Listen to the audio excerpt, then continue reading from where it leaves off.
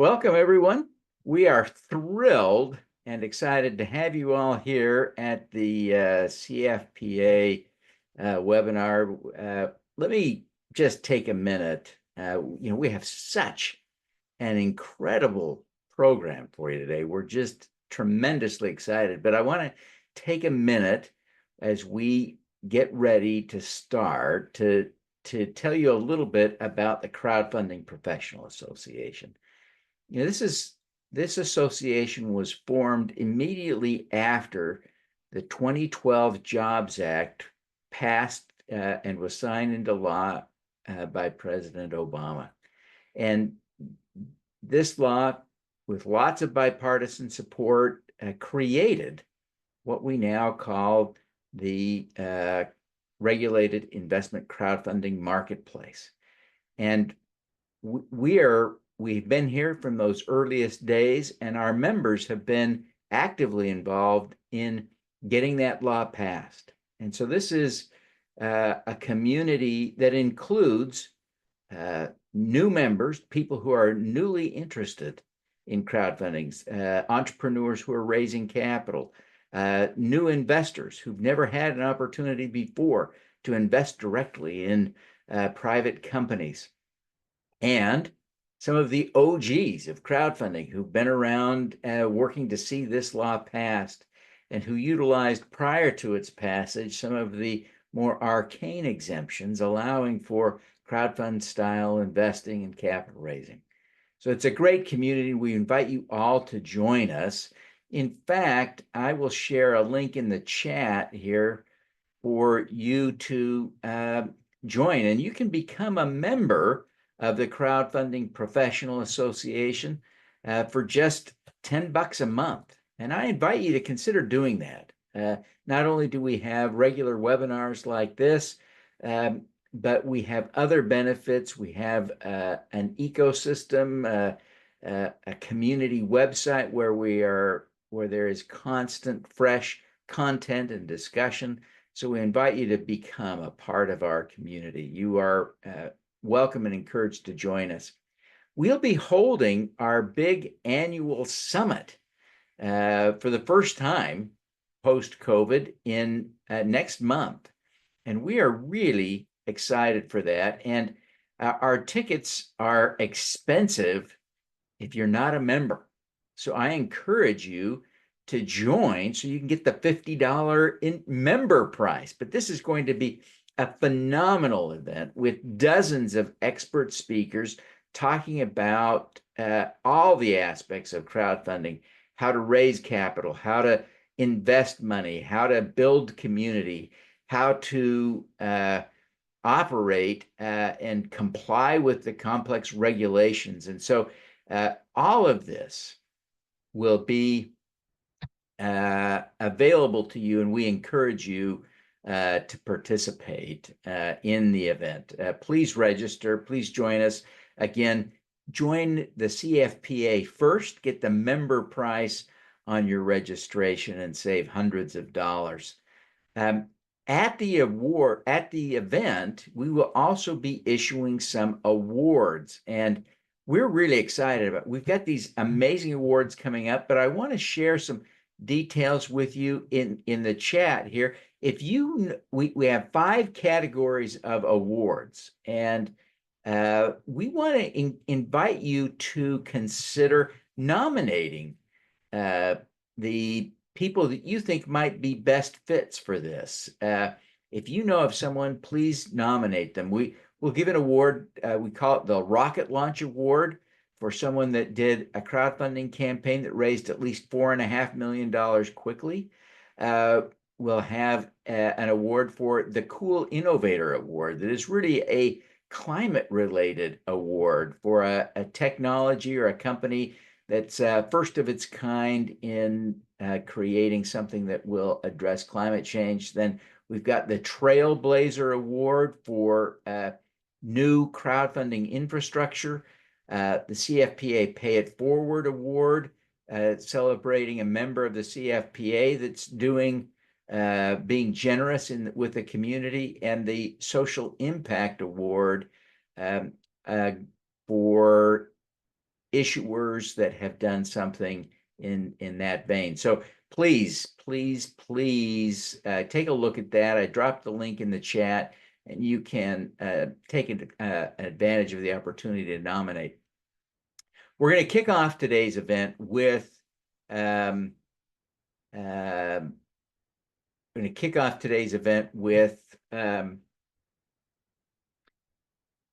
Belay. Brian is the current secretary of the Crowdfunding Professional Association. And that has deep meaning in our association, because that means next year he'll be the vice president. And for 2026, Brian will be the president of the Crowdfunding Professional Association. Brian is an aerospace engineer turned tech entrepreneur with a keen eye for innovative financing in the startup ecosystem. As the founder of Crowdwise and Venture Wallet, which were acquired by KingsCrowd in 2021, Brian now serves as KingsCrowd's vice president of product. With over 220 personal angel investments under his belt, he's deeply entrenched in the investment landscape. Brian is an active board member for the Crowdfunding Professional Association and a passionate advocate for growth and innovation in the industry. Brian, let me turn the time over to you.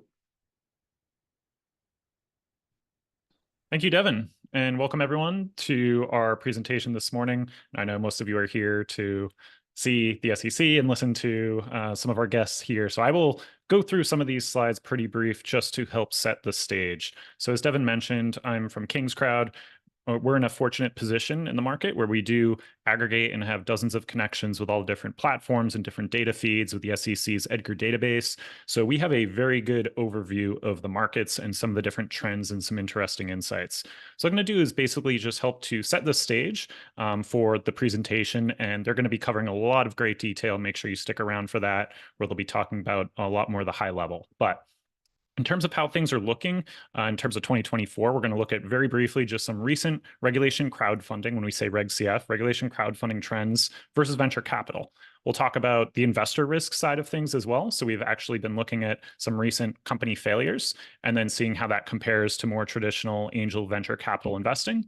And we'll also give some very brief stats about year-to-date minority, female founder, and impact investing deals, which, again, this is one of the big benefits that regulation crowdfunding enables by allowing more diverse sources and access to capital for these entrepreneurs. So we'll be giving some year-to-date stats, and then I think you'll be seeing a little bit more about kind of the bigger picture from the later presentation. So real quick, when we look at VC startup fundraising, what we've seen since the 2021 peak is a huge contraction, right? US, so United States VC funding shrank 53% from 2021 to 2023. So what we saw was this big pullback. Now, when we take a look at regulation crowdfunding as kind of a proxy to that venture capital investing for deploying capital in small businesses and startups, we see a similar trend. However, there's a few things you will notice. First, during that 2018 to 2021 time period, there was this huge growth, right? A lot of this time was when regulation crowdfunding was really just coming more into kind of the mainstream, where more people were becoming aware of it. Because of that, it actually doubled almost every year for 3 years in a row. So it grew 6.8x in investment volume from 2018 to 2021. It peaked in 2021 around $500 million invested for that year. And what you'll notice is while there was a little bit of a pullback, right? So as the Fed started raising interest rates and people kind of changed some of their investment allocations, there was a pullback. However, it was nowhere near what we saw on the venture capital side of 50%. So what we've actually seen, if you look through the 21 to 2023 time period, about $450 million trailing kind of 3-year average investments in Reg CF. You can also see in this chart, the breakdown between equity here in the purple, versus debt deals in the kind of teal color. So what that means, equity investments, right, are common shares, preferred, safes, convertible notes. Those are all kind of lumped under equity. Those are a little bit different deal structure than the debt offerings. Debt being interest rate, right? You're investing in a debt deal and or revenue sharing notes. So when we take a look at 2024 and where we are today, again, these are kind of unreviewed, right? These are preliminary numbers. So definitely recommend everyone here, if you haven't checked out, the SEC and Stacey's office puts out a fantastic annual report each year. So definitely go to that to get some of the numbers when they put out the next year's report. But to date, from King's Crowd data, we're looking like we'll be ending the year around 320 to 350 million investment volume for Reg CF. And you can see that roughly from the chart here versus where we are to date. This is pulled through September of the current year. So again, there's a little bit of a pullback here, but what we're seeing is more robust ecosystem compared to venture capital. There's still a lot more people investing in these deals and businesses. Now we talk about 2024, just to give everyone an idea of some of the averages that we're seeing across all the deals that have launched this year. So the average deal that has successfully been funded has tended to raise around $362,000. Now that's a little bit different than the median deal. So median being that 50% of deals raise less than this number and 50% raise more. That median amount is 116,000. So what we're seeing there is a little bit of a skew in the data where there does tend to be fewer issuers who might actually hit that $5 million regulation crowdfunding max, whereas the quote median deal, right, is raising around $100,000, six figures on average. Now, from the investor perspective, the average check size has tended to be around $1,000 to $1,500 per investment. So this means each investor is investing that on average. And again, 1,440 has been the average so far this year. There's been an average number of 273 investors per campaign. And then the average campaign has tended to last about 121 days, right? So about 3 to 4 months typically on average. Now, from an investor perspective, we at King's Crowd have also been monitoring some trends because, again, investing in private companies, early stage companies, whether they're small businesses or higher growth startups, does come with some risk. And so there's been questions about, what has the risk looked like so far for investors? So King's Crowd has tracked 470 exits and failures to date. So since 2016, if you kind of break that down in terms of the numbers, that means that across Reg CF and Reg A Plus offerings, we've seen 84 kind of positive outcome exits, around 1% so far, and 386 company failures, 4.5% so far. Now, at first glance, that may look a little bleak, but typically, right, one of the important things to keep in mind is that the successes are still going to take longer to happen. So failures tend to happen much sooner if you look at a traditional angel investor or private investment portfolio. And that shows why, again, diversification is important, right? If you're making sure that these investors in the market are placing and building a diversified portfolio of investments so that they can kind of spread that risk. Now we look at kind of break it down versus equity versus debt risk. We do see a little bit higher risk in the equity deals so far. So we've seen these equity crowdfunded deals tended to have a closer to 8% average failure rate for the companies versus a closer to 4.7% failure rate for the debt deals. But comparing all of this, right, big picture, what does this mean? If you look at traditional venture capital angel investing, even if we're assuming that some of these numbers are end up being closer to a, say, 10% failure rate, that's significantly lower than what a lot of venture capital tends to be. So some sources cite VC as having as high as a 75% failure rate to return any cash to investors. And if you look at some of the BLS data for small and mid-sized businesses, tends to be around 50% of companies failing after 5 years. So taking all of this into account, again, those Reg CF and Reg A Plus markets do actually tend to be pretty robust so far and are providing interesting opportunities. Lastly, we'll just touch on some quick stats to date for one of the big benefits of regulation crowdfunding, and I think we'll hear some more about this, but around funding minorities, women founders, and impact investing deals. So from the 981 deals launched to date in 2024, there have been 30% that are minority-founded companies. There's been 30% also that are female-founded companies for all these online offerings, and roughly 20%, 1 in 5, have had some type of big impact. So that's either an environmental or a social impact. The takeaway from all of this, right, is that Reg CF does continue to be a great alternative source of capital for all these diverse businesses and also for those diverse entrepreneurs. So you compare some of these numbers to traditional venture capital numbers where you might see 2%, right, or lower for female-founded venture-backed companies, and or for minorities, I think less than 3% for Black or Latino-founded companies. We're seeing a much better representation in Reg CF for supporting these types of businesses. Now, that doesn't mean there isn't a little bit of work still to be done. So if you look at solo female founders and solo males over the past year, you can see there's still a bit of a discrepancy and a gap where the median amount raised by female founders, shown in purple here, is 73,000 versus around 116,000 for their male counterparts. Also, definitely still fewer deals. So 77 deals launched by female solo founders over the past year versus 377 for males. But a little bit of perhaps a silver lining, we're seeing that actually female solo founded teams do raise more in terms of hitting at least 50% or more of their maximum funding target. So could be that perhaps they are also setting more realistic targets, right, versus their male counterparts who may be shooting for, say, the max 5 million limit. But again, this is all data that we monitor and look at each year and as we go. So we'll be continuing to monitor this performance, but we do see a lot of potential in these markets. With that brief overview, I know that was a lot of data and I went pretty quick, but I want to actually hand things back over to Devin so we can get on to the main part of the presentation. Thank you. Thank you, Brian. That was exceptional. We're excited, and you went through that stuff fast. I trust you'll allow us to share that with everyone who registered. So we'll send that out as a follow-up email to everyone who registered, so that you've got got those slides. I am now, thrilled and honored to be able to introduce our next presenters.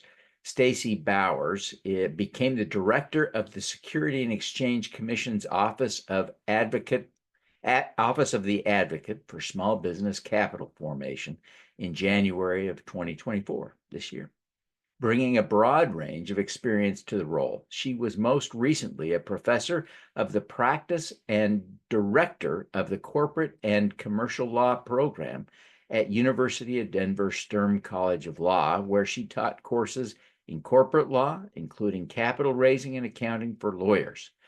She also served as of counsel at Three Pillars Law, where she represented small business owners and entrepreneurs seeking to raise capital.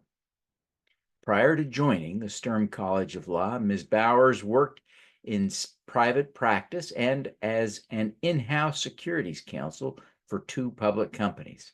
She began her career as a staff attorney in the SEC's Division of Corporation Finance.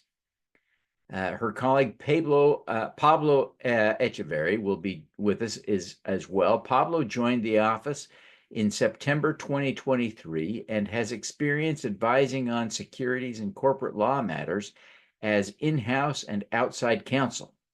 Prior to joining the office, Pablo worked at OTC Markets Group and FINRA, following a stint as a law professor at Duquesne University and a research fellow at UC Berkeley.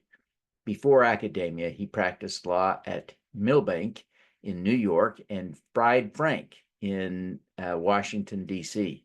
That's probably Fried Frank, isn't it, Pablo?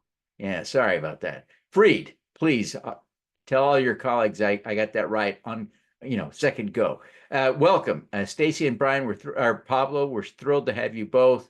Again, Brian, thank you very much for your presentation. I'll turn the time over to Stacy and Pablo. Take it away, guys. Great.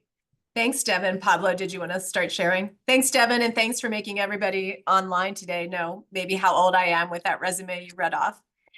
So before I kick us off today, I have to state that while Pablo and I are here in our official capacity as staff in the SEC's Small Business Advocacy Office, that's how we shorten it, the views we express today are our own and do not necessarily reflect the views of the commission, the commissioners, or the other commission staff. So with that, I just want to say we're super excited to be here today and to have the opportunity to share a wealth of information about our office, what we do, and the resources we have created to empower small businesses and their investors, as well as those who work in that space and work with them. So as Devin mentioned, I'm Stacy. I like to say I'm still relatively new director of the office. I've been here about 8 months. And with me is Pablo, who is a special counsel in our office. So you might wonder, why are we here? Why are you listening to us talk today? Who are we? So our office is actually an independent office within the Securities and Exchange Commission. And we were created by a legislative mandate, and the office was stood up in 2019. So our mandate is to advance the interests of small businesses and their investors at both the SEC and in the capital markets. And in conjunction with that mandate and pursuant to our legislation, we have an overarching mission, and that's to work to identify and address the unique challenges that underrepresented small businesses and investors face. So how do we do that? We focus on issues encountered by women-owned, diverse, rural, and natural disaster impacted businesses. So that's a lot of small businesses. And it's not to say that we don't hear voices from other businesses, but that is our particular focus. And then our office is really here to advocate and be a voice for those small businesses. So we're here to amplify their voices at the SEC and with the commission. And I just want to say for us, not only do we have this particular focus, but small business really runs the gamut from us. So it's from a startup to a public company that has 250 million in market capitalization. So that's a really big swath of small businesses that we're here to be a voice for and advocate for. And where our office truly comes into the mix of things is when a small business, no matter its size, wherever it fits in that large pool of businesses, when they're thinking about raising dilutive capital, meaning they're thinking about bringing investors into the mix and they're going to give up an ownership stake in their company. So they're selling a security in whatever form it takes. So Brian talked about the difference between equity securities and debt securities, but we step into the mix anytime dilutive capital is being considered. And we've designed a lot of resources to help. While we've designed a lot of resources to help businesses at that point, we do also have resources that come into play prior to that. So how do we fulfill this really big advocacy mission that we have? And we take a variety of approaches to that. So the first thing that we do, we engage in outreach. We go out there, we talk to entrepreneurs, we talk to investors, we talk to third parties that work in this space. So for instance, many of you on this webinar today. And then we also talk to third parties that help small businesses, whether that be some type of advisor, an entrepreneurial support organization. So for instance, we were just at the Association of Women's Business Centers Leadership Conference. So we get out there and we do a lot of outreach and we talk and we listen. And we gather information from that outreach. And then we use that information as a way to amplify the voices of small businesses. And again, as I said, we do that with both the Commission and Congress. So how do we amplify those voices? So as Brian mentioned, every year we produce an annual report, and I dropped a link in the chat to the 2023 annual report. So that annual report is about the state of capital raising. We collect a lot of data, not just SEC based, but from third parties as well, to present to the public what's going on in capital raising, but also embedded within that annual report are recommendations. So that is one way that we advocate for small businesses. We include recommendations in our annual report. Another way that we do that is we make recommendations in what is called the Small Business Forum report. So every year the SEC, through our office, hosts a small business forum where the public and private come together to talk about issues that small businesses are facing, and recommendations come from actually the participants in that forum, and those recommendations are included in the Small Business Forum report. And then not even last but not least, the other thing that we do, we analyze rules and regulations that come out, and we're looking at from the perspective of, is there going to be some type of disproportionate impact to small businesses and investors? So we do that. And then last but not least, we create a lot of educational resources, and those resources are designed to help small businesses and investors navigate the complex securities laws. And Pablo's going to do a great job in a little while introducing you to some of those resources more towards the end of our presentation. So with that, I'm going to turn it over to Pablo right now to kick us off with some data from our annual report. Thank you, Stacy. So as Stacy mentioned, our annual report is a big piece of what our office does. So I'm going to share some data from that report on the state of capital raising. This is general data.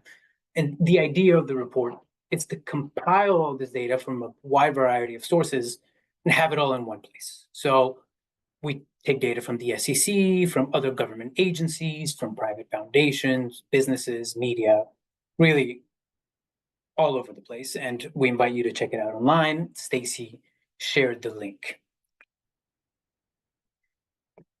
And we have to start at the beginning, right? The importance of small businesses in the US. And it's the importance of small business is reflected in the data year after year. Now, there's a number that was shocking to me, and it may not be to many of you because you're very familiar with this space, but 99.9% of all businesses are small businesses. That's huge. But it's not just that, right? It's not just that there are a lot of small businesses, which is not surprising once you start thinking about how many activities count as small businesses. But then you think about the impact of small businesses, right? How much they produce. Over 43% of US GDP. So almost half of everything the economy produced in 2022 was attributable to small businesses, as were 63% of net new jobs from 95 to 21. But despite their importance, how much weight they have in the economy, an increasing percentage of small businesses continue to experience financial challenges. And sadly, this number has gone from 64% in 2018 to 94% in 2022.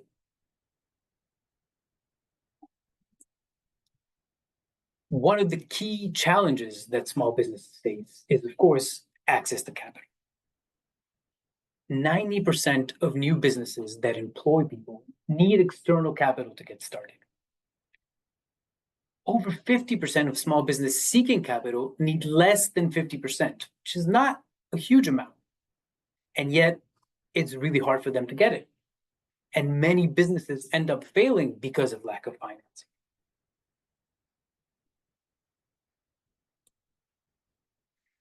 So let's look at the funding picture.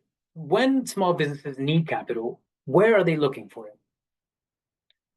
Turns out that only half of small and emerging businesses seek external financing when they face financial challenges. And of those that do, only 8% seek equity investments. That was also a surprising number to me when I started studying these data. And where do they get their funding? Well, most businesses rely on personal funds and cash. But with so much reliance on personal funds and cash, right? So on these internal sources of capital, we have to remember that the starting line is not the same for all demographic groups. Income and net worth inequality make it much harder for minority entrepreneurs to have access to personal funds.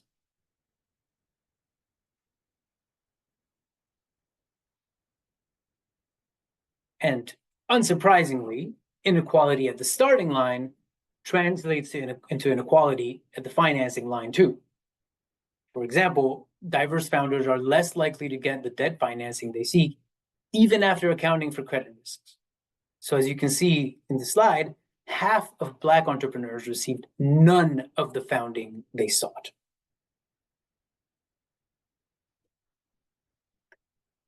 The challenges that small businesses face are not limited to minority and women entrepreneurs. Small businesses in rural areas also struggle to raise capital. In the last 3 years of total US capital raised, only 3.6% of offerings and 1.6% of capital supported rural small businesses. This is even considering that 18% of the US population lives in rural areas and 15% of employer firms are located in rural areas. Now I'm going to turn it over to Stacy again to share some additional general data and go over some Reg CF specific data. Great, thanks, Pablo. So as Pablo mentioned, I'm going to pick up and talk a little bit more about some specifics. So where some of the funding is coming from, as well as dive into some additional crowdfunding data. Brian provided some great data. I love it. It was fun to get more recent data. Some of what I'll share with you will be a little bit older. So I always like to talk a little bit about angel investments because in reality, part of what's happening in regulation crowdfunding is oftentimes angel investors are participating. So 2022 was a great year for angel investments. There were actually a little over 367,000 active angel investors. So that's not to say there's a lot more people out there that have the potential to be angel investors, but a little over 367,000 of them were active. And of those active investors, they invested in slightly more than 62,000 deals or ventures. So that's a pretty sizable contribution. The average funding from an angel investor, so again, I'm talking about angel investors, not necessarily particularly crowdfunding, was $357,000. And angels invested $22 billion in 2022. So also, those are pretty impressive statistics. And then I also like to share, and it sort of ties back to what Pablo started off his presentation with, is that on average, each angel investment creates about 3.4 new jobs. So those are pretty impressive statistics when we're thinking about where angels come into the mix. But the other thing that we hear all of the time, and we hear it from just about everyone we talk to, is that if we don't have stakeholders or people who are writing checks that are diverse, so whether we're talking about angel investors, we're talking about venture capital partners, we need diversity in the hands of people who have that check writing capability, because what we know is that diverse founders are more likely to invest in diverse businesses. So I just want to highlight that in 2022, there were only about 17% of VC partners were women. So meaning people who had the power to write that check, and only about 25% of VC partners were diverse. So a little bit of overlap there, but just getting you thinking about, we need to get those numbers up if we hope to see more investment in diverse businesses. But as Brian mentioned, one of the things that I find really heartening about crowdfunding is that it has been a capital raising tool that diverse founders and women founders often turn to, and allows them to seek the capital that they're maybe not getting elsewhere.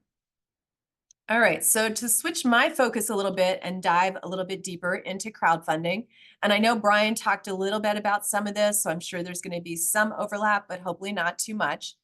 So I'm going to use data from our 2023 annual report. So we're in the midst of putting our 2024 report together. For those of you who like to take a gander of that, it will be out at the end of the year. We are obligated to submit it to Congress before the end of the calendar year, so be on the lookout for that.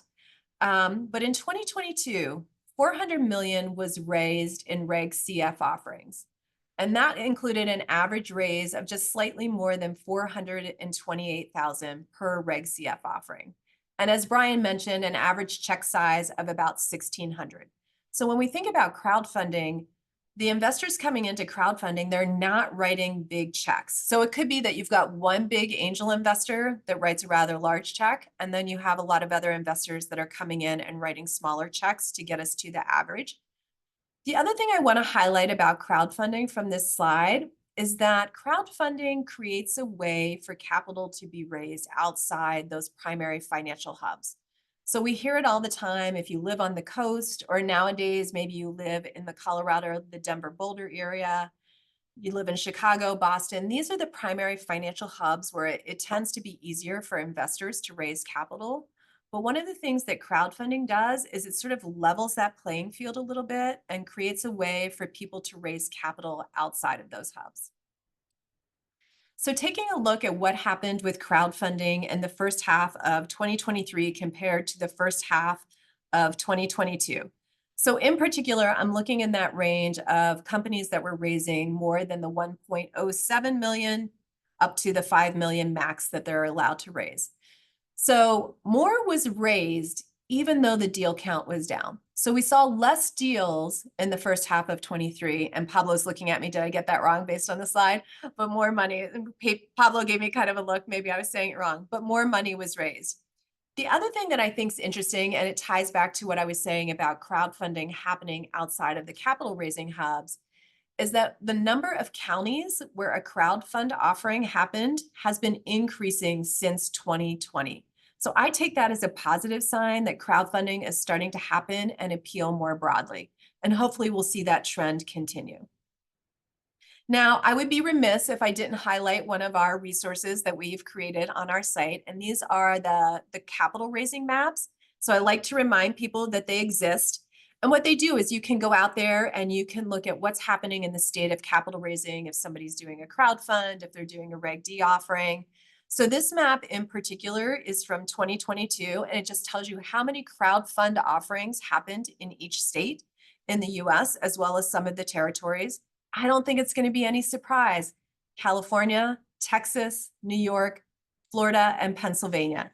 These are the primary states where crowdfunding is happening. And I took a gander at the 2023 map this morning before our presentation, and that is fairly consistent. Those same states are where the bulk of crowdfunding happens. I think the other interesting things about these maps is to think about where crowdfunding is not yet happening. So when I looked at the 2023 map this morning, there were no crowd funds in North Dakota, Nebraska, Oklahoma, Arkansas, or Mississippi. So kind of what we maybe think of as that rural part of the country where there's not a huge population, we're still not seeing a lot of crowdfunding happening in that arena. All right, so now I want to focus in. So one of the things our office was able to do recently is we retained Dr. Melody Chang, and she undertook a research project for us. And in particular, she's an academic, and she took a look at the state of crowdfunding with a focus on what was happening for women-owned and diverse-owned businesses in crowdfunding. And so I want to highlight a few points for that. So first I want to say over the course of 6 years, so she looked from 2016 to 22. So over the course of 6 years, you can see that more women-founded businesses are now using crowdfunding. So in 2016, 17.3% of women-founded businesses relied on crowdfunding. That's increased to 22.5% in 2022.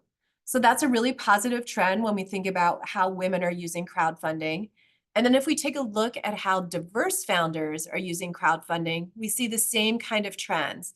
In 2022, 27% of diverse founders relied on crowdfunding to raise capital, which was up from 16.6% in 2016. So circling back to something Brian shared in his data as well, this is definitely an arena that opens up the doors to women-owned and diverse businesses. I don't know if this is true. I'm speaking, I already said opinions today are my own. I'm speaking off the cuff a little bit. I believe that some of that is because by doing a crowd fund, you're not necessarily sitting in a room pitching with VCs where they can see that you're a woman or diverse, and it might change the dynamic a little bit. I have no idea if that's I suspect that is true, but I'm just putting that out there. All right, so one of the things I know that we often do, we like to focus on the number of deals. We like to focus on how much is being raised. And so I thought with this great academic research paper we had, I would take a look at some different data points. And so if Pablo goes to, I think, the next slide, this graph actually shows us how a company was performing before it's decided to do a Regulation CF. So you can see here that small businesses founded by women and mixed gender teams were more likely to be generating profits before they undertook a crowdfunding. So 16.6% of all women teams and 15.7% of mixed gender teams were generating profits pre-crowdfund offering. So that's a nice, impressive statistic to look at. If we look at that same data from a diverse founded perspective, we can see that while all white teams are generating more profit at 14.4%, we still see that profit is being generated, I did that backwards. All non-white teams generate greater profit at 14.4% than all white teams or mixed teams, which are 11.7 and 9.4%. So again, just getting you thinking about what's happening before a business decides to do a crowd fund. And then Brian touched on this a little bit from a different perspective, but looking at the success rate of securing and closing a crowdfunding offering. So mixed gender teams have the highest success rate of closing their crowd fund at 86.3%. But all female teams have significantly improved since 2016. So their success rate in 2016 was right around 77%. And that has increased and come up to, I think it's about 81.1% at this point in time. And I think I got that wrong. I'm looking at the slide. I think I got that a little wrong. But women are on a trend to do better. And then if we look at the success rates from a diversity perspective, again, mixed teams have the highest rate of securing capital at 88%. with all white teams, all non-white teams having the lowest success rate at 76.4%. But still, I want to note that that success rate for all non-white teams has climbed significantly since 2016. So those are all important things to keep in mind. And then the last piece I want to mention before I turn it back to Pablo to start sharing some of our resources. And I mention this and I include this slide because this is something that I'm actually very passionate about. And it's sort of one of my goals in this role as a director. It's just getting everyone to recognize small businesses need help. They need professional connections, they need resource support. And that's something that many of us, those of us on this screen, many of us in this room can offer. So I always just like to remind everyone, it's really critical for small businesses to have mentorship. We know that the success rate for a small business increases dramatically when they have mentorship, when they have those professional connections and people who can help them answer questions and help guide them along the way. So I just like to put it out there. If you can be one of those mentors for small business, if you can't be a mentor, do something like our office does, create the resources. And with that, I'm going to turn it over to Pablo to share some of our amazing resources. And I get to say that because most of them were developed before I stepped into this role. So I think that means I can have those bragging rights because I'm not bragging about anything I've done yet. So the same applies to me. I also joined fairly recently, about a year ago, and I find these tools to be incredibly cool. And I wish they had been available when I was teaching. It would have made my life a lot easier. I could have introduced my students to these concepts through these tools. So I'm going to go over a few of them. Obviously, there's no time to go over all of them, but you can find them on sec.gov. If you go to the top right corner and click on small businesses, it'll lead you to all of our resources. And one type of resource we have there is the building block. Building blocks are one-pagers that provide an overview of common topics or questions that arise, all these questions that we get all the time. We often turn around and create a building block to answer them. And one example is the building block that goes over the most common types of securities that startups sell, like stock, debt, options, and convertible instruments. So all this stuff that may be obvious to people who've been in the industry for a while, but maybe a founder that's just starting and is just thinking about building product, they don't necessarily know anything about these securities. So rather than spending a lot of time paying a lawyer to learn about these basics, they can go to the website and get a download on the basics and then go talk to the lawyer. That's the way I see it, and that's the way I quote unquote sell it.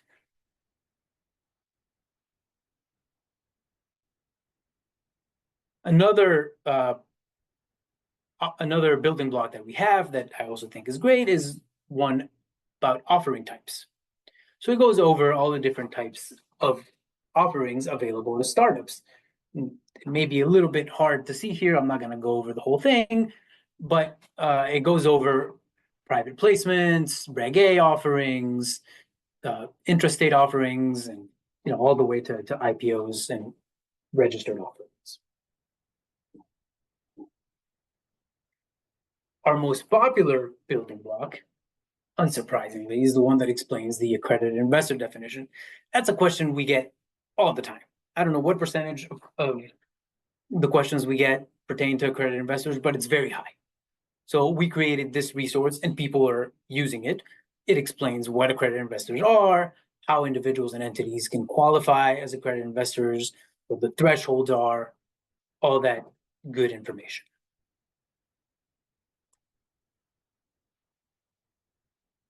Another important building block we have is the one on general solicitation, which is particularly relevant in this age of social media, right? What can you say to investors when talking about your business? And it's good for entrepreneurs to know that line because it's very easy to step over it. And moving on from the building blocks, a very cool tool that we have is our navigator. So before passing it on to Stacy, I'll just let you know a little bit about it. It's this choose your adventure kind of tool that asks you a series of basic questions about your business, and it'll help you identify what types of offerings might be more relevant based on your company's need. So if you're a founder and you don't really know where you are in your journey, you can go here and you can click through several questions, and then it's gonna give you a bunch of options. It's gonna tell you, well, maybe you're at the stage where you should be looking at SBA options. Okay, maybe you're at the stage where you could consider a Reg A offering. All of this based on what the information you feed to the system, just answering these basic questions. So it's a very cool tool. It doesn't provide legal advice. I may have made it sound like it does. It doesn't, but it's very cool, very useful.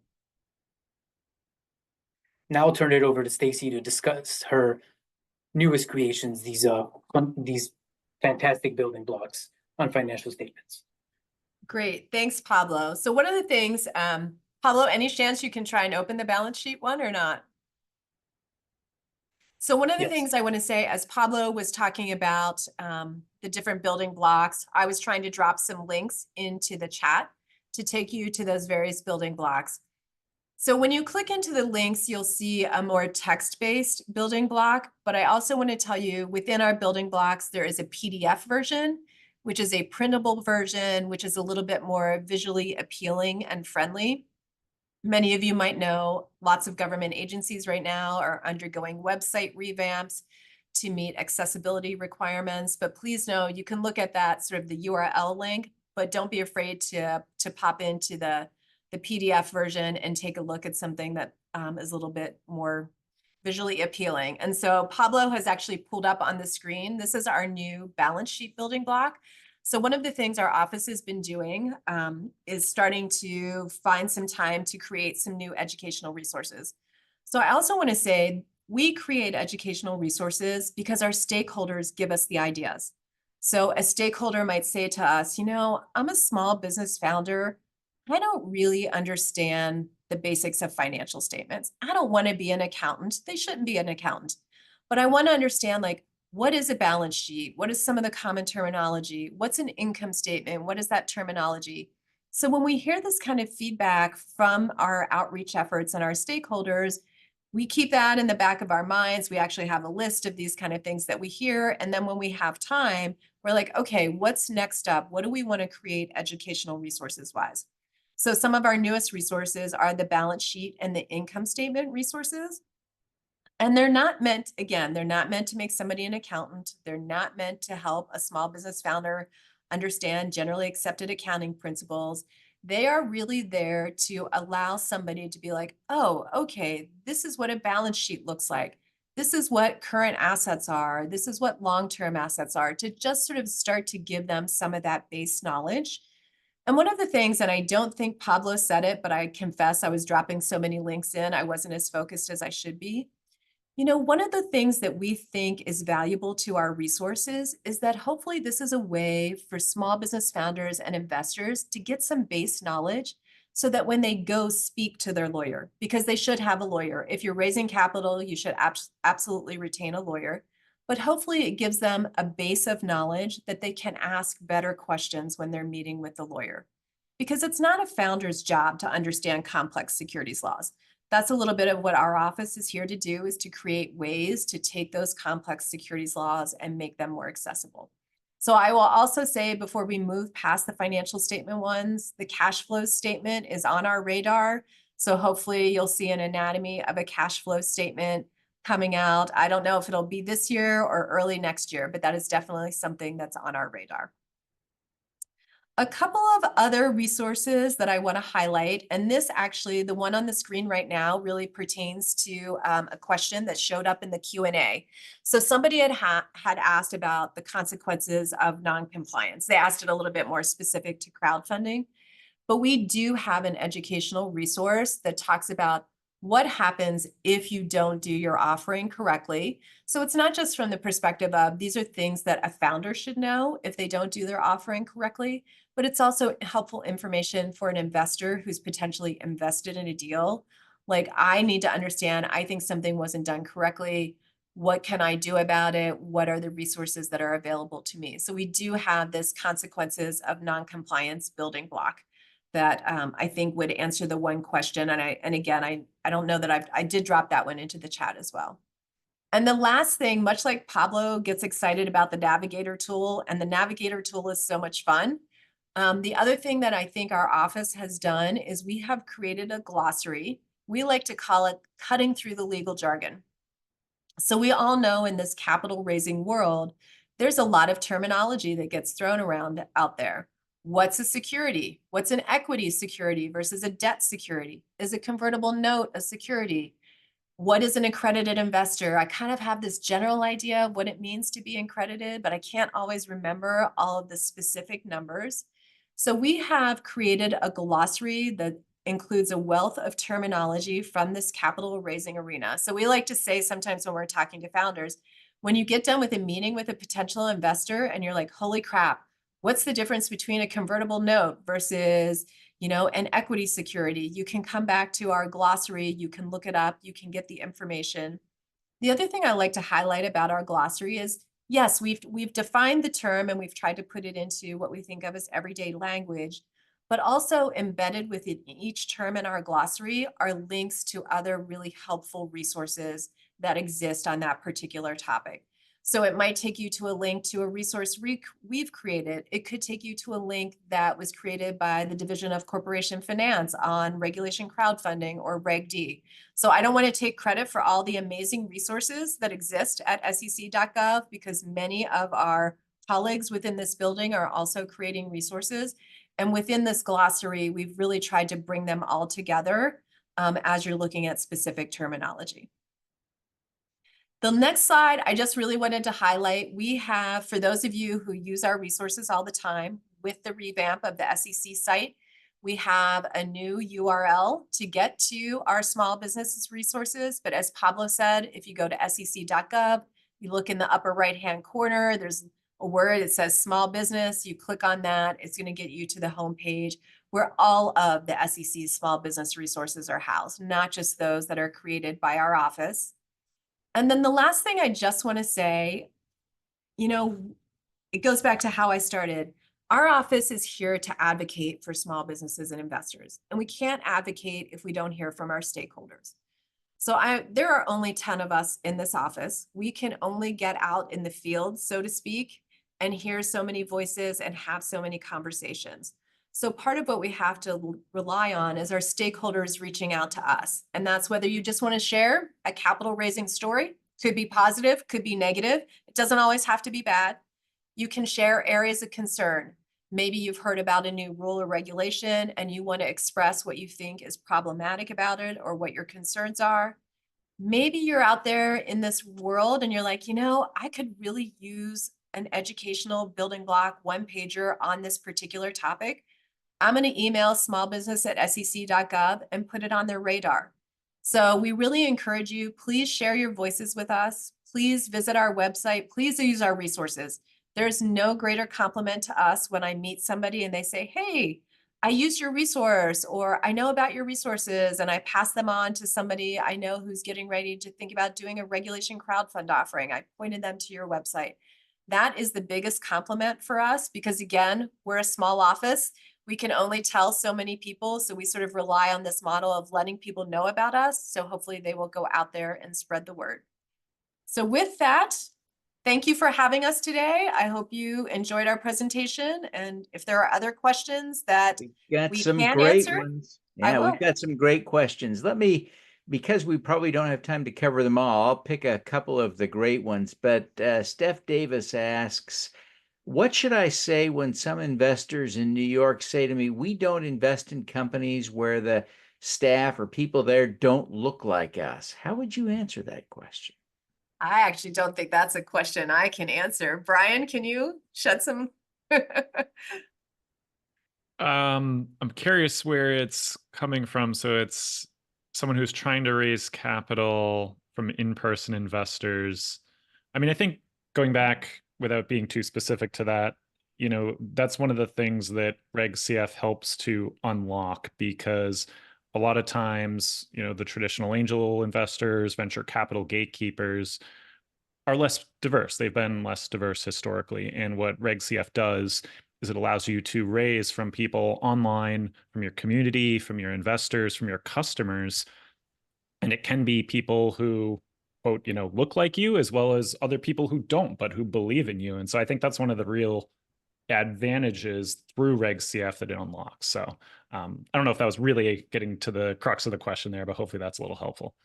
And I'll add a little color. I think the other thing I might say is for a founder that walks into the room and hears something like that, that maybe that's not the right investor for that founder. As much as VC firms or angel investors sort of interview and do their due diligence on companies they're investing in, companies should sort of take that same approach when they're thinking about who they're taking capital from. So I guess, as far as a piece of advice, it could be that maybe, looking more broadly and trying to find other potential investors might be the path as well.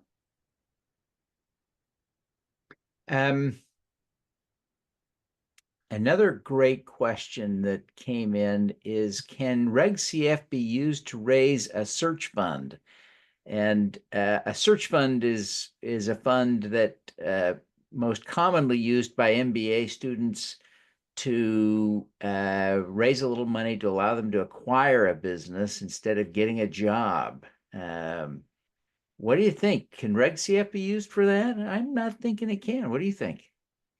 So I'm not allowed to give legal advice, as everybody on this line, but I saw that question, and I would suggest I dropped in the building block to our capital raising pathways, and I think if you were to do some digging into the rules, you would come to the same conclusion that Devin came to. I appreciate you being very, very, very, very careful. Devin, maybe Chandon one clarification, if you don't mind, just so people don't think it can't be used, potentially, not legal advice, for acquisitions at all.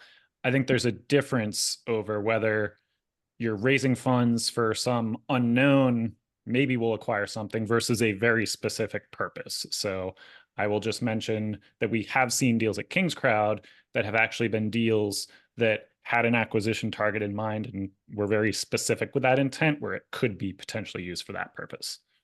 Good point. Good point.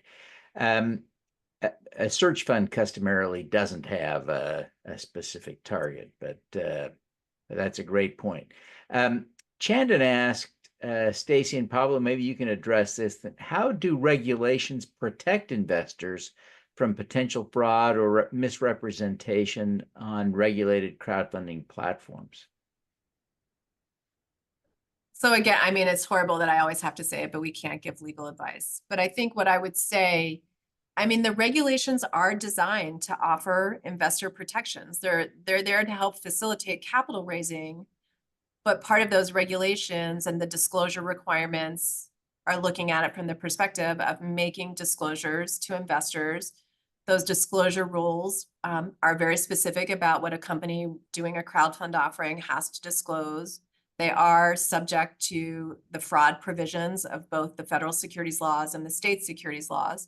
So I think from that perspective, the securities laws, part of their in existence being is to also offer some protection to investors. And maybe Brian wants to chime in there as